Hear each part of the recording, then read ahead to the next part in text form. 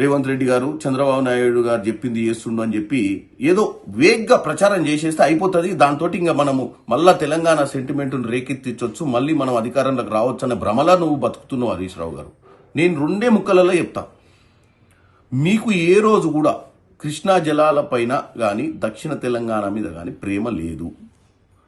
కాంగ్రెస్ హయాంలో రాజశేఖర రెడ్డి గారు ఉన్నప్పుడు తీసుకున్నటువంటి ప్రాజెక్టులను దక్షిణ తెలంగాణ కృష్ణా జలాలను కంప్లీట్ చేయాలన్న ఆలోచన లేదు.